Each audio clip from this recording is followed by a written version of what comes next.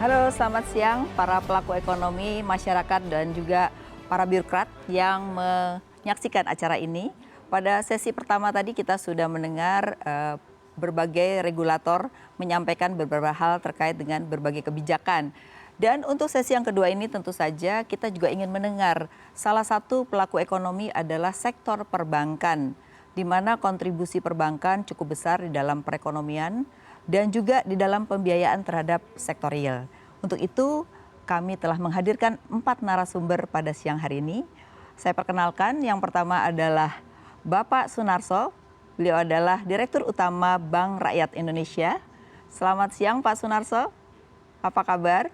Selamat siang Bu Afi. Selamat siang Bu Afi, alhamdulillah kabar baik. Ya, terima kasih sudah ada waktunya hari ini. Yang kedua saya perkenalkan juga Bapak Haryanto Budiman. Beliau adalah Direktur Manajemen Risiko dan juga Kepatuhan Bank Sentral Asia. Selamat siang Pak Haryanto, terima kasih waktunya. Selamat siang Bu Afi, sehat-sehat semua. Ya, dan berikutnya adalah Bapak Darmawan Junaidi. Beliau adalah Direktur Utama Bank Mandiri.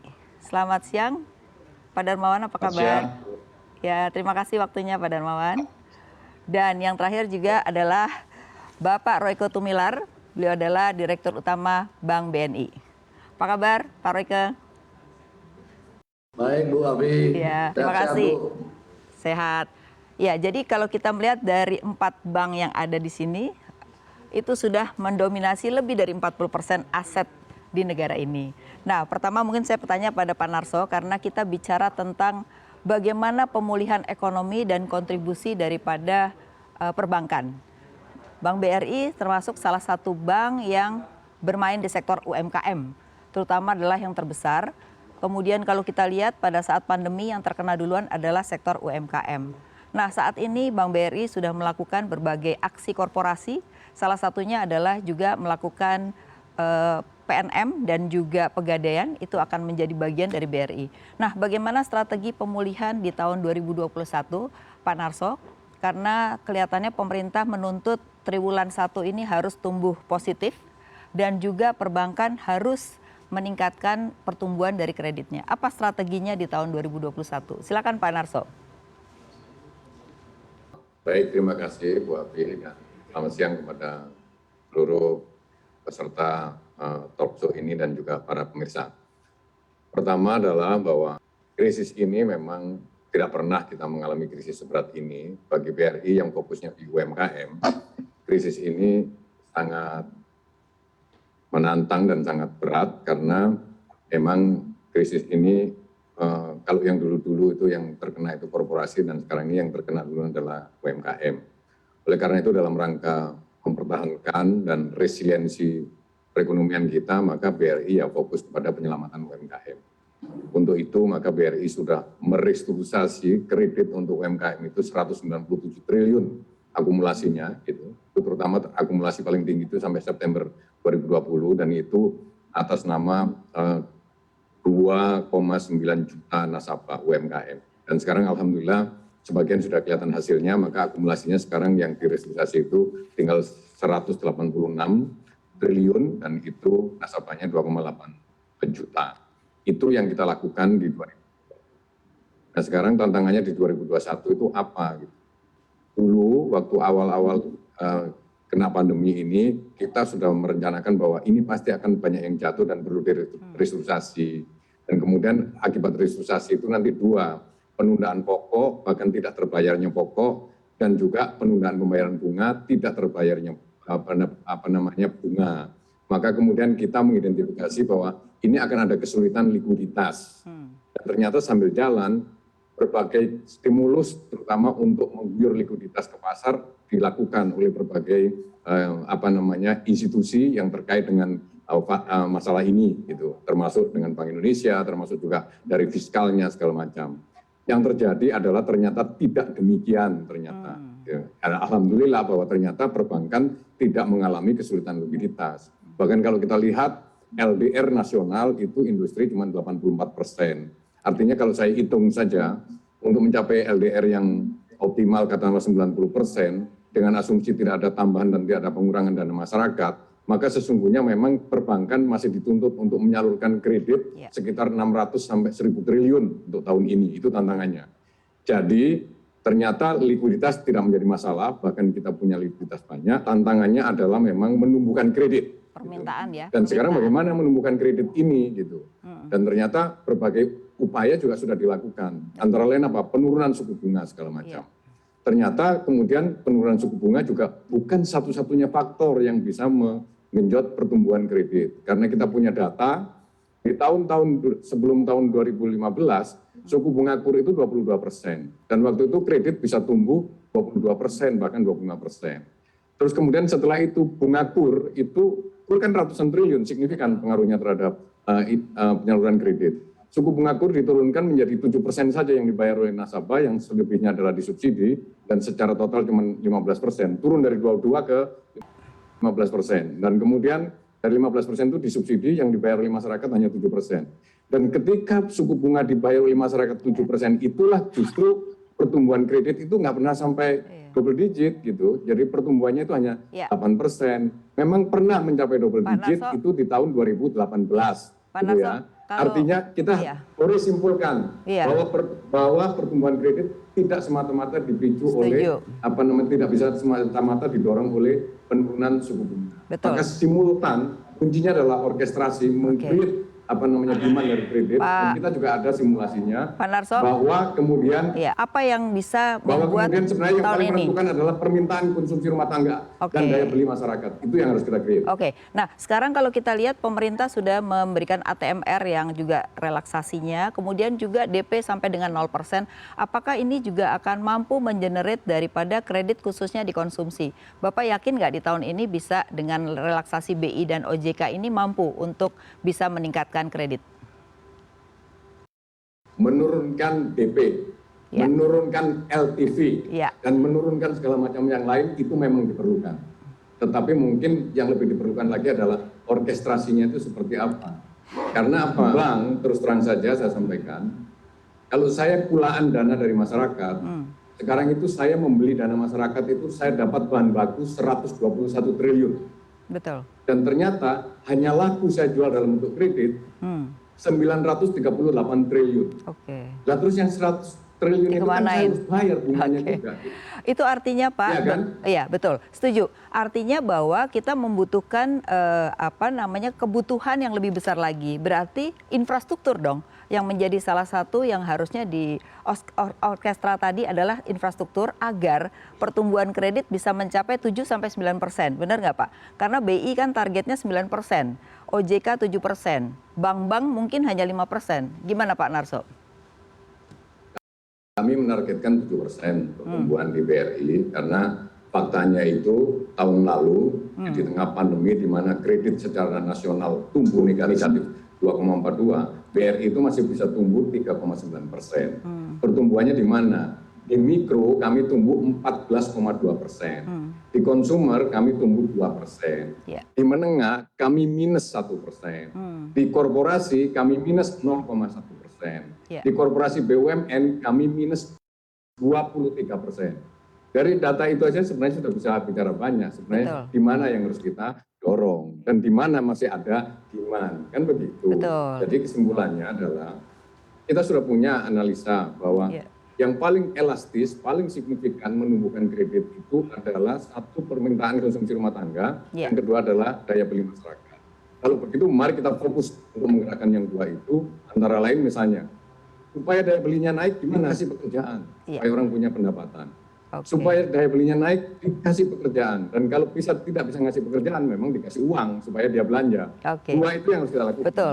Jadi kesimpulannya kalau Pak Narso katakan itu dilakukan oleh pemerintah. Iya, berarti APBN. Iya. Berarti APBN kalau gitu kita harapkan bisa lebih dipercepat dalam BLT, kemudian dalam menciptakan lapangan kerja sehingga bank follow the business ya Pak ya. Artinya jangan bank menjadi sumber pertumbuhan ekonomi tapi follow the business. Bisnisnya harus dijalankan dulu begitu ya Pak. Oke, saya sekarang kembali ke arah aksi korporasi Pak yang tadi saya tanyakan, yaitu mengenai akan ada aksi korporasi terhadap PNM dan juga Pegadaian gitu ya. Nah ini kan membuat orang melihat bahwa ini akan ada sumber dana yang murah karena kalau BRI ambil perusahaan-perusahaan ini berarti perusahaan ini akan tumbuh lebih baik. Nah tapi kalau dilihat dari persaingan apakah tidak justru memakan pasar dari BRI sendiri Pak? Apa yang Bapak lihat dengan aksi korporasi ini? Jadi aksi korporasi ini bukan BRI mengambil dua perusahaan itu. Yang benar adalah pemerintah mengalihkan saham dari dua Iya. perusahaan itu kepada BRI. Betul. Bukan membentuk holding, tapi membentuk ekosistem. Membentuk ekosistem ultramikro. Jadi saya Oke. ulang lagi, bukan akuisisi, bukan holding, tapi adalah membentuk Ekosistem. ekosistem ultramikro. Kenapa perlu dibangun ekosistem ini? Supaya nggak jalan sendiri-sendiri, kemudian arahnya bisa saling bersaing dan saling meniadakan effortnya. Itu yang paling penting. Jadi Yang sinergi kedua ya? adalah sinergi, dan kemudian sinerginya memang diikat oleh kepemilikan, oleh equity, bukan oleh seremonial tanda tangan MOU terus kemudian cengar-cengir di depan kamera, bukan begitu. Iya, iya. Itu. Jadi ini memang diikat secara diikat oleh equity seperti itu, dan kemudian apa yang disasar? Kenapa apa tidak memakan pangsa pasarnya BRI? Tidak.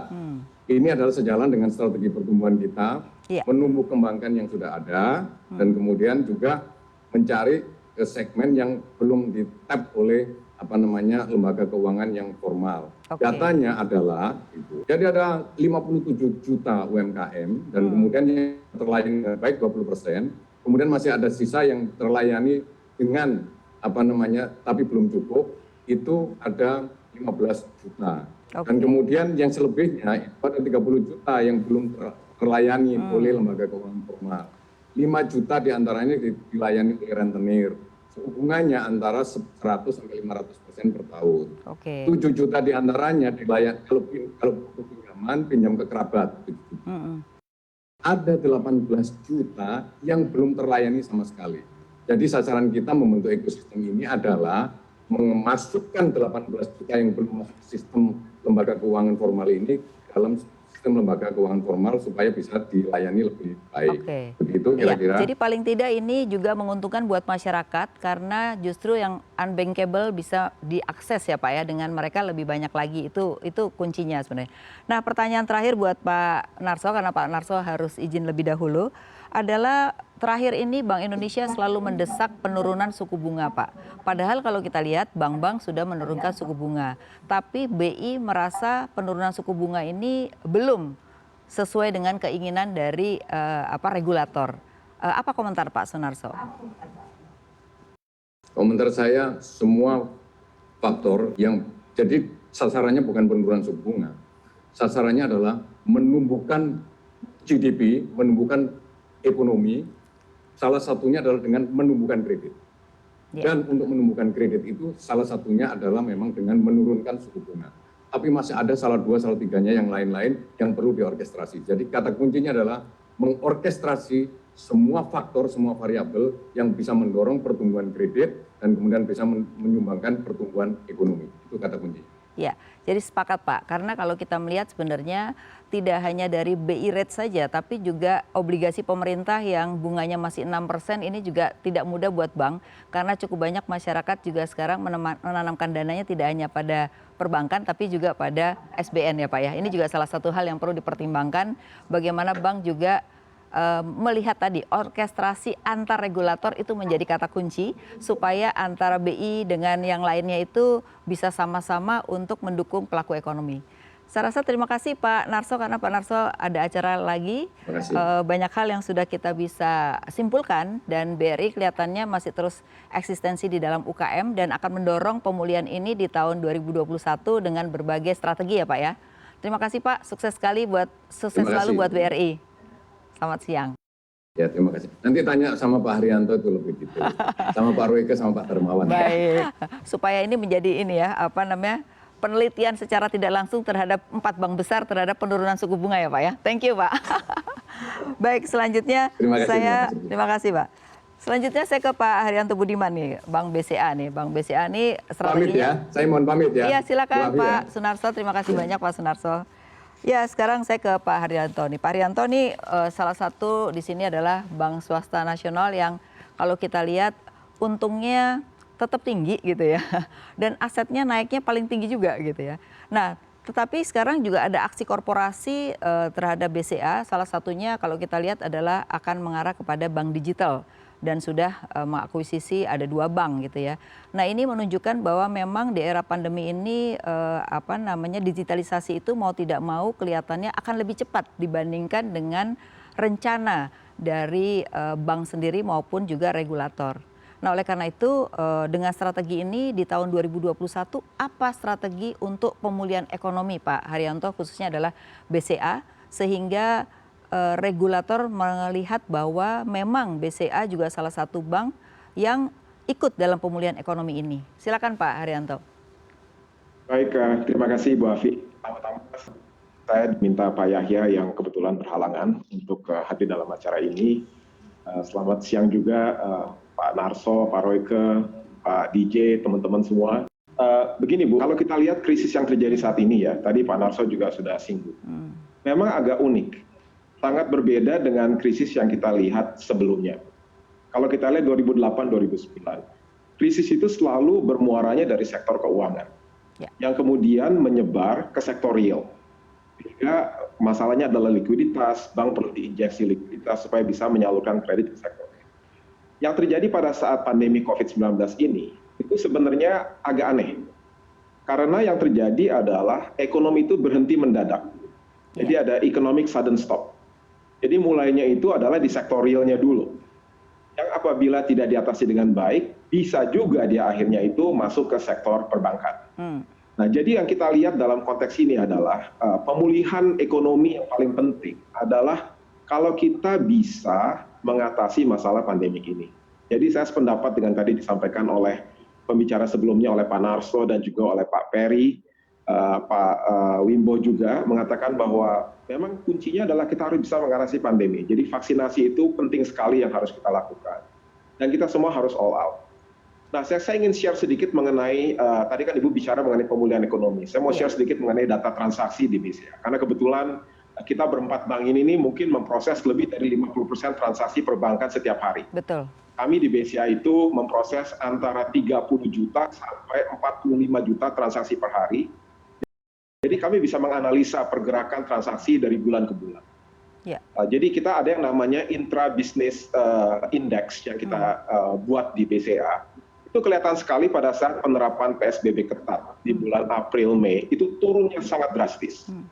Kemudian setelah dibuka melalui kebijakan pemerintah yaitu PSBB transisi, ada kenaikan yang lumayan baik, kemudian anjlok lagi sedikit pada saat ada PSBB ketat lagi di bulan Oktober. Dan yang menarik adalah menjelang akhir tahun itu sebenarnya kenaikannya lumayan tinggi, Bu. Jadi transaksi antar nasabah, transaksi transfer uang, dana, itu meningkat dengan tajam menjelang akhir tahun. Kemudian diterapkan lagi PPKM, sedikit pembatasan, ada penurunan, tapi kami terus terang bersyukur penurunannya tidak terlalu tajam, tidak seperti yang terjadi pada saat PSBB ketat. Jadi sebenarnya arahnya adalah ini sudah mengarah ke arah yang lebih baik dan kita berharap ya mudah-mudahan dengan dukungan kita semua, program vaksinasi bisa berjalan dengan baik, sehingga COVID ini bisa selesai dalam waktu tidak terlalu singkat. Karena kalau misalnya ini selesai, bagusnya adalah mobilitas penduduk ini akan meningkat kembali. Orang jadi artinya, mendapatkan bantuan langsung tunai sekarang, kebanyakan masih naruh uang di bank, Bu, dia nggak spend. Itu kendalanya di sana. Jadi berarti optimis untuk tahun ini jauh lebih baik karena bottomnya sudah terjadi di triwulan 2 2020 ya Pak Haryanto ya. Nah kalau kita lihat saya optimis, Bu. Ya, pertumbuhan kredit ini kan sekarang sedang dicoba melalui konsumer ya, kredit konsumer yaitu tadi saya tanyakan mengenai LTV, kemudian juga ATMR sudah direlaksasi. Cuman kalau kita lihat bank-bank masih berperilaku masih selektif karena belum tentu juga penghasilan orang itu mulai mau digunakan untuk cicilan ya. Apalagi sekarang orang ini masih banyak menyimpan uangnya di bank. Bahkan DPK lebih tinggi daripada pertumbuhan kredit ya Pak. Nah apa strategi BCA untuk tahun ini khususnya adalah dalam penyaluran kredit? Apakah memang menunggu dari proyek pemerintah ataukah sudah mulai ada pipeline yang sudah dirancang sehingga kalau kita lihat rata-rata bank itu 7% dalam pertumbuhan kreditnya. Silakan Pak Haryanto. Ya, makasih Bu Afi. Kalau kita lihat pertumbuhan di BCA ya Bu, kredit korporasi itu tumbuhnya baik di tahun 2020. Kami tumbuh 7,7%. Namun demikian kredit komersial itu ada penurunan hampir 8%. Dan yang paling berat adalah kredit konsumer. Jadi consumption ini yang terkait dengan consumption seperti misalnya KPR ya. KPR turun sampai hampir 3,7%. Yang paling berat itu sebenarnya adalah kredit kendaraan bermotor. Penurunannya itu kalau di data kami itu sampai 22%, Bu. Cukup besar. Jadi sangat signifikan. Kami menyambut baik yang dilakukan oleh pemerintah, yaitu pengurangan yang namanya pajak PPNBM untuk mobil yang ukurannya di bawah 1.500 cc dan kandungan lokalnya 70% lebih. Menurut kami itu bagus. Dan juga kami melihat adanya peluang juga bagi kami untuk memberikan, sedang kita kaji dengan dalam ini mengenai 0% down payment untuk kredit kendaraan bermotor. Memang tidak untuk semua nasabah ya, tidak untuk semua customer. Karena di kami itu ada satu segmen untuk KKB yang dalam masa COVID pun NPL-nya itu sangat rendah. Bahkan loan at risk-nya pun sangat rendah, yaitu adalah nasabah-nasabah kami yang di-revert dari cabang-cabang kami, Bu. Jadi kita sudah mengenal nasabah ini berpuluh-puluh tahun, dan kita nyaman sekali untuk memberikan pinjaman kepada mereka, karena memang track record-nya luar biasa. Jadi mungkin kita akan selektif, ada beberapa peluang yang sedang kita pelajari, mudah-mudahan kita bisa tumbuhkan kredit di konsumer dengan lebih tinggi dan lebih agresif. Jadi tetap akan tumbuh di tahun 2021 dengan tetap selektif ya, Pak ya. Nah mungkin pertanyaan terakhir Pak, sebelum nanti kita pindah ke berikutnya, kalau melihat dari bank digital ini sendiri sejauh mana kesiapannya, karena kelihatannya digital ini akan lebih cepat ya, apalagi nanti BCA punya salah satu lagi bank digital. Nah sejauh mana bank digital ini akan merespon kecepatan dalam pemulihan ekonomi, Pak?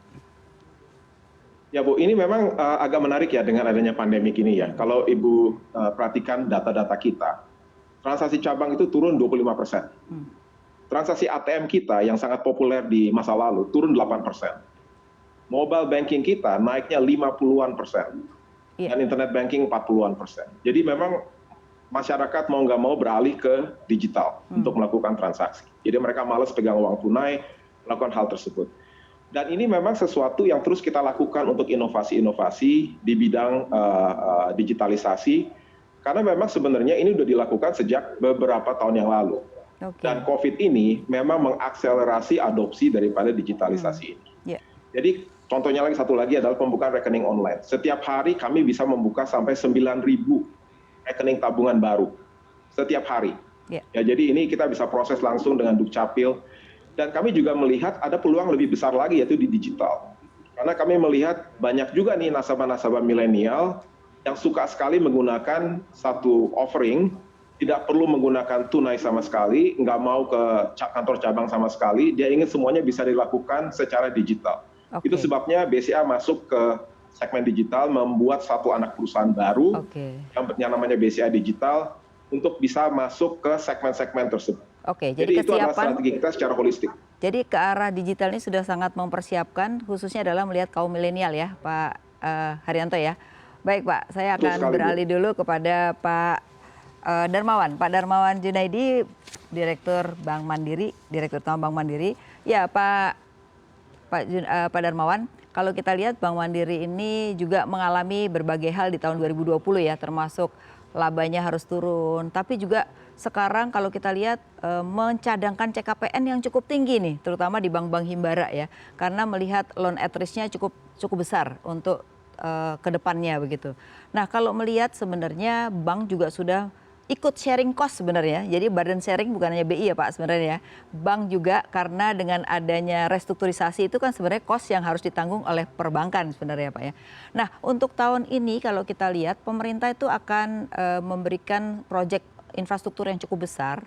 Kemudian juga ada dana-dana PEN yang diarahkan pada infrastruktur. Nah kalau kita lihat sebenarnya ini potensial buat pengembangan kredit gitu. Tapi di satu sisi Pak Darmawan kalau kita lihat banyak perusahaan yang sudah membayar utang kepada bank dengan mengeluarkan obligasi. Berarti mau tidak mau sebenarnya bank itu sudah berusaha tetapi juga banyak yang melunasi ya. Nah di sisi yang lain banyak sekali di infrastruktur itu sebenarnya sudah mencapai over leverage gitu ya, sehingga mungkin akan sulit bagi bank untuk bisa membiayai. Nah apa yang bisa dilakukan untuk tahun 2021 khususnya adalah proyek infrastruktur yang sangat besar Pak. Silakan Pak Darmawan. Ya, terima kasih Ibu Afi. Mungkin saya mulai dulu merespons apa yang menjadi pertanyaan yang disampaikan Ibu Afi dengan peran kita terus melakukan intermediasi di dalam menggerakkan perekonomian secara nasional. Tentunya kita tetap melihat ada peluang untuk menumbuhkan bisnis nasabah kita. Mungkin juga masih bisnis as usual, tetapi lebih fokus kepada bagaimana kita bisa melihat peluang-peluang yang ada di kewilayahan. Jadi kalau Bank Mandiri melihat pertumbuhan kredit di tahun 2021 ini mungkin lebih baik dibandingkan 2020. Tetapi link dengan pertanyaan Ibu terkait dengan infrastruktur, memang kita lihat sekarang beberapa kontraktor terutama BUMN ini memang sekarang sudah hadir, tetapi memang di dalam portfolio bisnis di masing-masing kontraktor tersebut ini ada peluang juga untuk mereka lakukan investasi, sehingga room untuk tambahan pembiayaan di proyek-proyek yang akan datang ini akan tetap terbuka. Artinya memang kita lihat sekarang ada inisiatif INA, lembaga investasi yang SWF, ini tentunya juga merupakan satu peluang di mana untuk pelaksanaan proyek-proyek infrastruktur pemerintah ke depan ini akan sangat terbuka peluangnya untuk mendorong pertumbuhan ekonomi di tahun 2021. Tetapi kami di Bank Mandiri juga selain government spending di proyek-proyek infrastruktur, tentunya kita juga ingin menjalankan peran beberapa wilayah yang memang di beberapa sektor yang sudah pergi, juga mendapatkan output dari ekonominya untuk deliver tone of business. Karena kalau kita tidak bisa membuat ekonomi di kewilayahan itu grow up, tentunya mungkin demand-nya juga nggak akan meningkat. Nah, kita melihat pertumbuhan kredit hanya bisa terjadi apabila demand dari masyarakat yang memang sudah mulai dan untuk spending. Tadi juga Pak Haryanto menyampaikan sekali yang memang masih menempatkan dananya di. Nah, ini yang mungkin kita dorong dengan program-program supaya spending ini sudah mulai terjadi di tahun 2021 yang akan mendorong pembiayaan. Jadi kalau kita lihat memang masih ada potensi spending di pembiayaan infrastruktur yang akan mendorong pertumbuhan ekonomi dan juga permintaan terhadap kredit perbankan, tetapi juga tidak terlepas dari pembiayaan melalui capital market, penerbitan bonds misalnya. Secara agregat mungkin kita bisa lihat bahwa pertumbuhan permintaan untuk pembiayaan itu bank loan dan juga capital market ini menurut saya cukup positif. Jadi apabila memang ada kebutuhan atau alternatif yang lebih menarik buat korporasi dengan melakukan raising fund di capital market, kita juga masih melihat ada peluang buat bank untuk tumbuh kreditnya dengan berbagai potensi sektor-sektor yang sudah mulai pulih beberapa wilayah. Jadi apakah Pak Darmawan yakin bahwa 7% itu bisa terjadi sesuai dengan RBB masing-masing bank yang rata-rata sudah yakin dengan 7% untuk tahun ini? Arahan dari kita memang mengharapkan industri perbankan tumbuh secara agregat di 7 sampai dengan 7,5%. Tetapi Bank Mandiri dengan portfolio wholesale, kami mungkin akan memiliki target pertumbuhan kisaran 6%, di mana porsi wholesale kami masih mentargetkan pertumbuhan sekitar 4 sampai dengan 5%. Di segmen retail memang agak lebih tinggi karena kami akan lebih fokus ke potensi aktivitas ekonomi di kewilayahan, sehingga untuk retail segmen kami mentargetkan tumbuh sekitar 8 sampai dengan 9% tahun ini. Jadi masih optimis ya dengan tahun ini ya.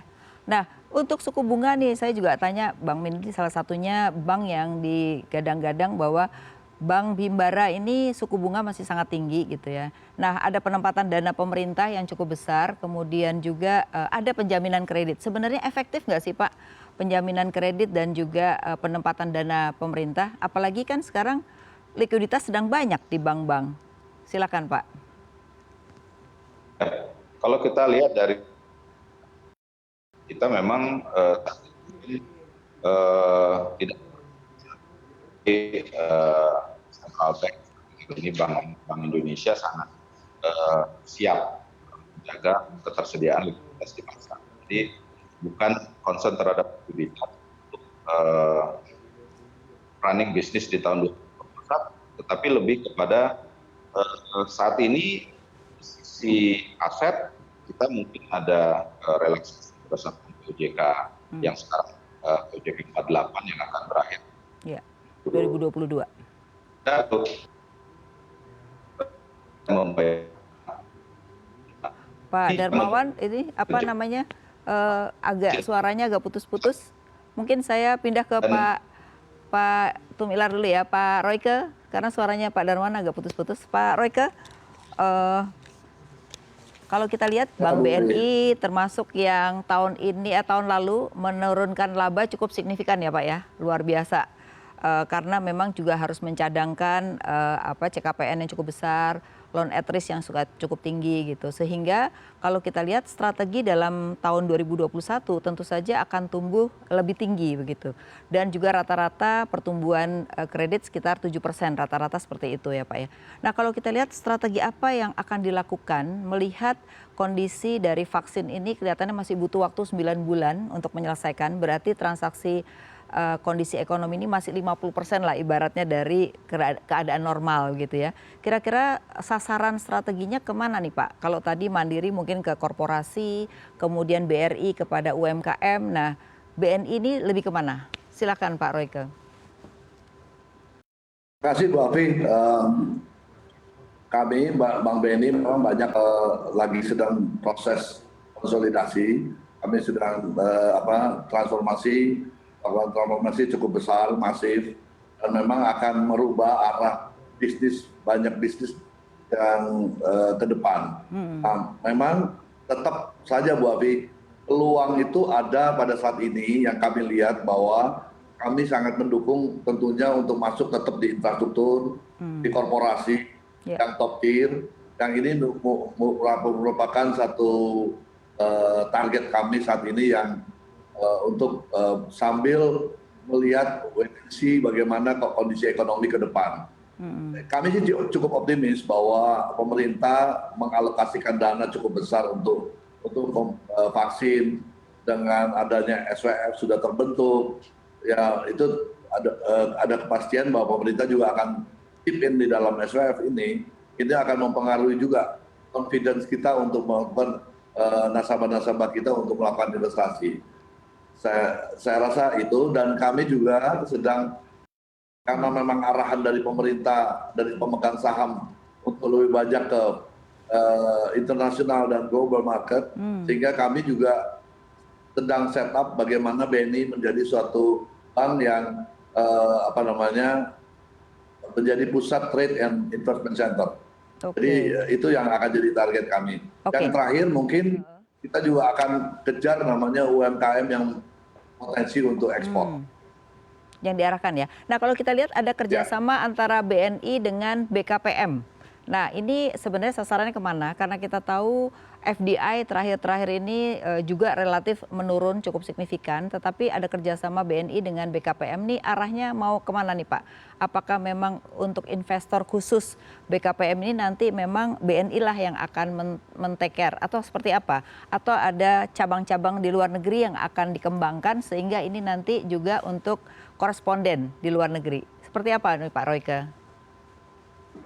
Memang kerjasama dengan BKPM sudah ada Bu sebelumnya, namun kita perluas sejalan dengan ekspektasi pemegang saham kepada BNI, sehingga kita perluas, kita perlebar kerjasamanya, sama-sama akan mendukung bahwa baik kita membawa nasabah-nasabah untuk masuk di pasar global ataupun pemain-pemain baru atau pemain dari luar untuk masuk ke Indonesia, sehingga kita akan saling melengkapi. Tentunya kami juga akan sedang melihat untuk membuka beberapa cabang di tempat yang memang potensi untuk adanya hubungan dagang yang besar dengan Indonesia. Itu yang diarahkan ya Pak. Nah kalau kita lihat Pak, sekarang ini loan at risk kan cukup tinggi ya. Nah, padahal 2022 ini akan selesai relaksasi. Nah, gambaran dari bank itu ketika relaksasi selesai tidak ada relaksasi berikutnya, maka bisa jadi NPL tinggi sekali kan gitu. Nah, ini apa yang dilakukan untuk mencegah agar benar-benar nasabah yang sudah direstru dan tidak bisa bayar akhirnya bisa di-cover gitu. Apa strategi-strategi yang mulai dilakukan sekarang karena waktu 2022 tuh tinggal setahun lagi, Pak?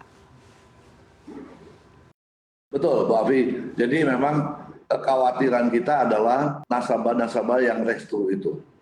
Yang kami pantau terus, kami melakukan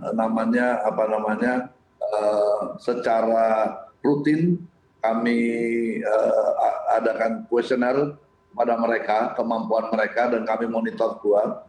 Sehingga kami mulai perlahan-lahan yang kita bagi namanya yang high risk, yang moderat, yang mana yang low risk. Yang high risk tentunya pencadangannya kami harus perbesar karena yakin bahwa potensi untuk menjadi NPL juga besar. Jadi kami kelompokkan terus, kami monitor supaya pada saatnya kami punya cadangan yang cukup apabila terjadi NPL. Oke. Kalau BNI diminta pada triwulan 2 itu bisa tumbuh tinggi, kira-kira dibutuhkan apa dari regulasi, Pak? Baik itu sektor real maupun mungkin OJK ataupun BI. Kira-kira apa yang dibutuhkan? Karena banyak yang bertanya ketika Anda mau bisa melakukan penyaluran kredit, Anda butuh apa sih? Kadang-kadang kita nggak bisa jawab gitu. Nah, apa yang dibutuhkan? Kalau di BNI butuh apa sehingga bisa nyalurin kredit, Pak? Yang paling penting mungkin saya sependapat yang tadi disampaikan oleh Pak Narso bahwa yang harus dijaga bagaimana masyarakat itu confidence untuk berbelanja, bagaimana nasabah itu yakin untuk melakukan mobilisasi, itu akan terjadi tambahan penyebab COVID, sehingga perlu juga pemerintah untuk lebih memberikan banyak penjaminan untuk banyak proyek-proyek infrastruktur, juga korporasi. Jadi bukan hanya untuk di segmen menengah ke bawah, tapi di korporasi juga harus mungkin akan lebih baik kalau korporasi-korporasi yang padat karya mungkin itu dibantu dengan kredit penjaminan, itu akan membuat kita lebih agresif lagi untuk menyalurkan kredit. Oke, jadi artinya bahwa kalau ada penjaminan jangan misalnya hutama karya, tapi misalnya karya-karya yang kira-kira memang untuk proyek-proyek yang besar gitu ya Pak ya. Kalau sekarang kan semuanya pada cari hutama karya aja ya Pak, di luar dari itu belum gitu ya. Nah itu mungkin pemerintah harus memperluas gitu ya, salah satu. Nah kalau dari swasta, artinya dari perusahaan-perusahaan di sektor swasta Pak, sekarang ini kelihatannya arah ke tambang itu sudah mulai, salah satunya adalah nikel. Nah, apakah di BNI juga sudah melihat bahwa salah satu sektor tambang ini memang menarik untuk didanai, Pak? Setuju, Bu Afi. Jadi kita memang kita kan ada banyak desk, Bu. Kebetulan kami ada cabang di Korea, di Tokyo, dan kita kerjasama bagaimana melihat para peluang ini untuk membiayai para investor di sektor tambang. Dan kelihatan menarik karena pemerintah sangat strict bahwa added value harus ada terjadi dengan barang tambang itu, sehingga kemungkinan pembangunan smelter yang lebih banyak di tahun ini saya yakin akan menggairahkan kita juga untuk memberikan kredit kepada sektor pertambangan. Dan juga manufaktur, Bu. Menurut saya juga perlu diperhatikan bahwa pembangunan infrastruktur itu harusnya mengarah kepada suatu ekosistem atau manufaktur supaya kita punya daya. Baik Pak, saya kembali lagi ke Pak Darmawan karena Pak Royke sudah mulai juga suaranya agak putus-putus. Pak Darmawan ya, Pak Darmawan, kalau kita lihat Mandiri, saya juga tanya mungkin sama dengan Pak Royke, kira-kira butuh kebijakan apa sih supaya di triwulan 2 pertumbuhan kredit itu sudah mulai lebih tinggi. Pasti kalau kita mau tumbuhnya tinggi, korporasi yang bisa lebih dulu ya. Kalau UKM tuh walaupun jumlahnya banyak, kecenderungannya secara total mungkin tidak bisa signifikan gitu. Nah kalau untuk korporasi Pak, kira-kira butuh kebijakan apa sih di Bank Mandiri supaya kredit bisa tumbuh? Kalau dari Bank Mandiri yang banyak membiayai di segmen korporasi, memang kita melihat nasabah-nasabah wholesale kami itu bisa kita ajak sebagai mitra untuk menjadi aggregator bisnis di beberapa wilayah.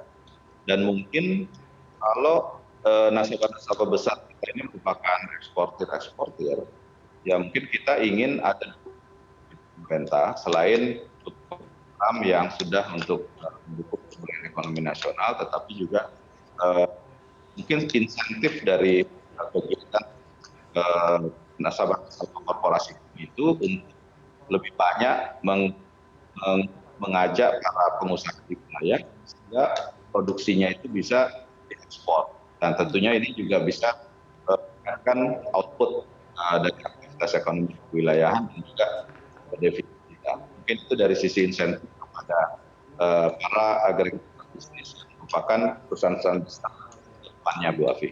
Oke.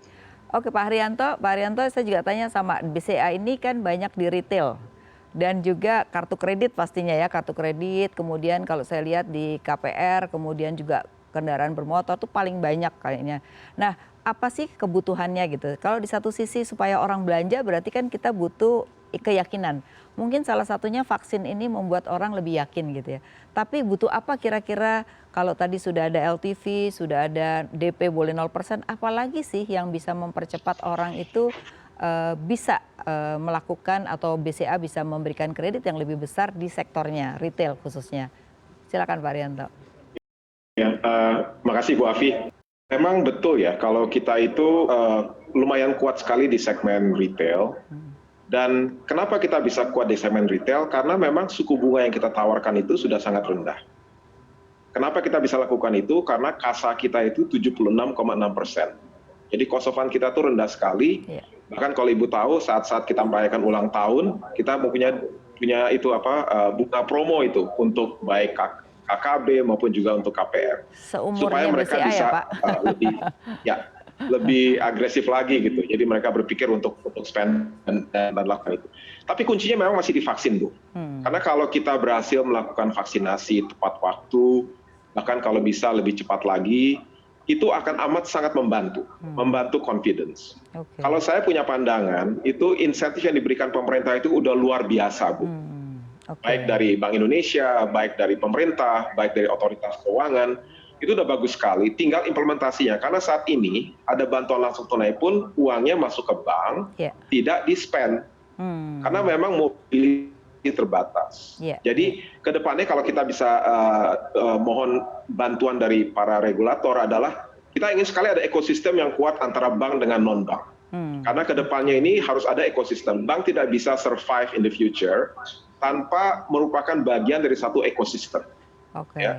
Yang kedua memang kita kadang-kadang perlu juga berpikir apakah bank boleh nggak memiliki anak perusahaan di bidang non jasa keuangan sepanjang dia mendukung bisnis bank. Kalau itu diizinkan akan bagus karena itu sudah bagian dari ekosistem tadi yang saya sampaikan. Yang ketiga itu adalah terkait dengan digitalisasi ke depannya. Jadi banyak sekali hal-hal yang kita perlu improve dari digitalisasi kita. Yang kami bersyukur bahwa Bank Indonesia dan OJK akan lebih terkoordinasi lagi dalam memberikan approval. Tapi ini penting sekali, karena digitalisasi ini adalah kunci bagi bank untuk bisa survive di masa yang akan datang. Di samping itu memang semua di antara kita memiliki banyak loan at risk. Ini kita harus tetap perhatikan agar supaya di Maret 2022 tidak menjadi bermasalah pada saat itu. Demikian, Bu. Jadi BCA sudah termasuk yang memantau loan at risk yang kira-kira nanti 2022 ini akan menjadi kredit bermasalah ya. Sudah seperti itu ya. Bahkan CKPN juga sudah mulai dilakukan saat ini. Betul, bahkan kita beruntung sekali bahwa perkiraan kita di tahap awal itu terlalu konservatif. Kenyataannya LAR kita di 18,8%. Dan pencadangan juga kita terus lakukan. Dan kami sih yakin kualitas dari LAR kita ini sudah mulai membaik. Ada beberapa nasabah yang bahkan sudah siap untuk keluar dari kategori LAR ini. Oke, Pak, saya kembali ke Pak Royke. Pak Royke, kalau kita lihat, mana Pak Royke? Pak Royke, masih ada Pak Royke? Ya, Pak Royke, Makasih, kalau Bu. melihat dari tadi apa yang disampaikan oleh Bapak-Bapak sekalian, sebenarnya optimis, tetapi satu butuh orkestra di antara pemerintah atau regulator sendiri ya, supaya pelaku ini bisa ikut kemana arah pemerintah gitu ya. Terus yang kedua adalah tadi juga sudah mempersiapkan diri kalaupun nanti selesai pada tahun 2022 dengan CKPN yang cukup besar ya, terutama bank-bank himbara saya lihat paling besar CKPN-nya ya Pak ya. Oke, mungkin saya minta pada Pak Royke sebagai apa sebenarnya untuk saat ini tadi pemerintah sudah harapannya sudah gitu ya. Tapi buat masyarakat mungkin Pak penting. Karena masyarakat kita ini masih banyak yang masih nyimpen uang, masih mikir bahwa waduh ini kayaknya COVID belum akan selesai sehingga saya belum berani belanja atau belum spend. Jadi uang di bank kan banyak Pak sekarang. Biasanya LDR itu atau biasanya dana lebih rendah daripada kredit ya Pak pertumbuhannya ya. Tapi kali ini kan pertumbuhan dananya lebih tinggi daripada kredit gitu. Nah mungkin Bapak bisa menghimbau buat nasabah-nasabah Bapak apa nih yang mesti dilakukan sekarang? Ataukah sekarang BNI kasih kredit murah sehingga bisa mulai kredit gitu Pak? Silakan Pak. Makasih Bu Afi. Saya rasa kami sejalan apa yang disampaikan tadi pemerintah bahwa ini bagus sekali sudah dibantu dengan penurunan PPNBM, dengan adanya down payment 0%. Kami juga sedang mempersiapkan bagaimana untuk program-program promosi supaya bisa memikat nasabah untuk mulai spending lah. Di segmen menengah ini mulai coba-coba untuk berinvestasi di rumah. Kan sekarang rumah juga relatif lagi murah. Mungkin di otomotif, mulai ganti mobil. Jadi program promosi kita jalan, Bu. Kita akan dukung pemerintah sepenuhnya supaya daya beli atau confidence para nasabah juga naik tinggi, termasuk juga di dalam investasi. Tentu saya berharap juga dengan begini kan stoknya akan berkurang, banyak yang beli, dan mereka akan produksi lagi. Sehingga mereka butuh working capital lagi untuk menambah stok di mereka. Saya rasa itu, Bu. Oke. Iya, baik. Jadi kalau kita lihat sekarang suku bunga udah turun ya Pak ya, walaupun turunnya tidak sesuai dengan keinginan BI gitu Pak ya. Tapi paling tidak kan sudah memperkirakan bahwa yang diperlu ketahui oleh masyarakat bahwa sebenarnya SDBK itu belum memperhitungkan premium risk ya Pak ya. Itu yang mungkin perlu diketahui bahwa premium risk setiap debitur itu berbeda-beda. Debitur A dengan debitur B itu berbeda-beda sehingga tidak mungkin bunga itu sama untuk semuanya, terutama adalah kredit konsumsi, kredit investasi maupun kredit modal kerja. Nah ini yang mungkin perlu disadari oleh kita semua ya.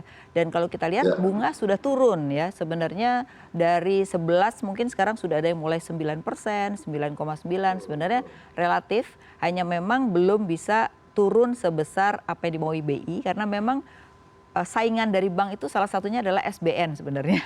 Nah itu cukup besar ya, sehingga bank bukannya tidak mau kasih kredit gitu atau tidak mau menurunkan suku bunga sebenarnya. Oke Pak, berikutnya saya juga lagi Pak Darman, saya tanya lagi terakhir, buat nasabahnya nih apa nih Pak Darmawan, apa promosi yang diberikan sekarang kalau corporate kan pasti sesuai dengan kebutuhan, tapi untuk paling tidak untuk nasabah individu lah, entah itu kartu kredit, entah itu kredit sekarang yang lagi digema-gemakan adalah KPR dan juga roda 4 dan roda 2. Gimana nih Pak promosi Bank Mandirinya? Ya, Bank Mandiri memang saat ini sangat konsisten dengan bagaimana consumer behavior yang berubah dari yang tadinya datang ke cabang, sekarang lebih banyak menggunakan channel elektronik. Kalau kita lihat tadi bisa mengatakan ada 40%, lebih kurang di Bank Mandiri juga 40% untuk active user yang sekarang menggunakan mobile banking kita. Nah, ini juga melihat bahwa mungkin platform ini bisa kami gunakan untuk promosi terkait dengan consumer program. Jadi kita juga menawarkan banyak produk-produk dari developer yang kerjasama dengan Bank Mandiri melalui platform Mandiri Online, kemudian juga yang terkait dengan penawaran kredit kendaraan bermotor, di mana kami juga memiliki anak perusahaan yang memberikan financing kepemilikan kendaraan bermotor melalui Menteri Dinas Finance dan juga Mandiri Utama Finance dengan beragam penawaran yang menarik. Memang suku bunga sudah jauh lebih turun. Jadi kalau boleh share, sebetulnya sendiri di tahun 2020 kita sudah kan sekitar 150 basis point secara 150 basis point. Kredit. Dan untuk SME sendiri, segmen SME itu kita sudah turun 300 basis atau 3%. Jadi memang ke depan ini harus kita lakukan yang lebih menarik, artinya yang turun, untuk mendorong spending dari masyarakat yang memang masih memiliki simpanan yang stay di bank. Dan tentunya ini diharapkan akan juga meningkatkan aktivitas ekonomi sehingga akan muncul demand untuk pertumbuhan kredit ke depan. Oke, ya Pak Darmawan, kalau kita lihat kan pemerintah walaupun restrukturisasi, debitur itu kan boleh minjem lagi sekarang peraturan barunya ya kan, artinya dibolehkan. Kalau normal kan nggak boleh. Nah, tapi kalau kita lihat tidak banyak debitur-debitur yang sudah restru mengajukan kredit bisa disetujui Pak. Nah ini kan jadi dilema gitu, antara satu sisi adalah melihat dia masih punya utang kok dikasih utang lagi, tapi dibolehkan gitu. Nah ini apa yang dilakukan kebijakannya oleh Bank Mandiri nih yang seperti ini Pak? Iya, saat ini kalau dari portfolio yang direstru, memang ada sekitar 65% itu tidak minta untuk dilanjutkan restru. Artinya kemampuan melakukan bisnis dan juga untuk membayar kepada bank itu sudah muncul. Memang ada beberapa porsi yang bukan tidak hanya melakukan perpanjangan restrunya, tapi juga dia memang sudah bisnisnya tidak bisa concern. Memang ada, tapi porsinya.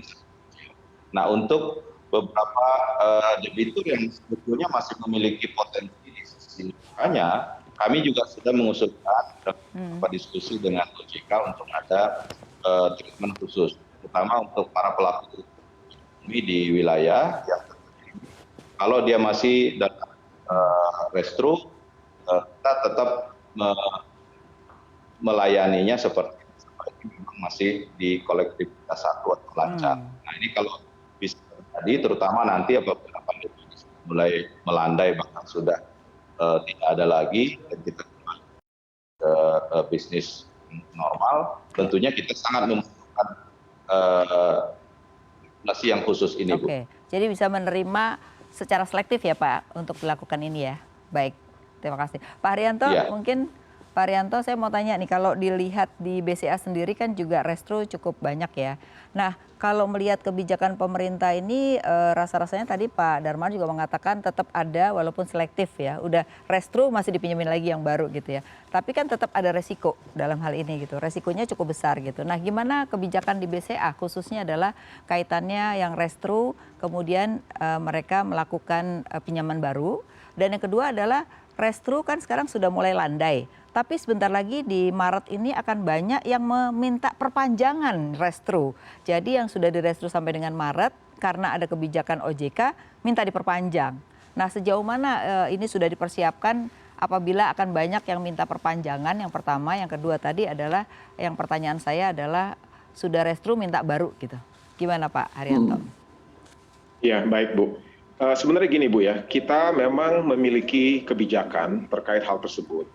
Banyak nasabah-nasabah kita yang harus direstru karena COVID. Pak Haryanto, mohon maaf, mohon maaf sekali karena waktunya sudah habis. Jadi nanti kita akan lanjutkan di seksi berikutnya. Jadi terima kasih nih Pak Haryanto, juga Pak Darmawan dan Pak Royke. Tapi banyak hal loh yang hari ini diketahui oleh masyarakat, baik itu di korporasi juga masyarakat yang tadi mau pinjam kredit ya, sudah tahu apa promosinya. Terima kasih atas kebersamaannya hari ini. Mudah-mudahan semuanya akan berjalan dengan sesuai apa yang direncanakan. Terima kasih, selamat siang. Assalamualaikum warahmatullahi wabarakatuh. Dan saya kembalikan pada host Alin dan Gibran.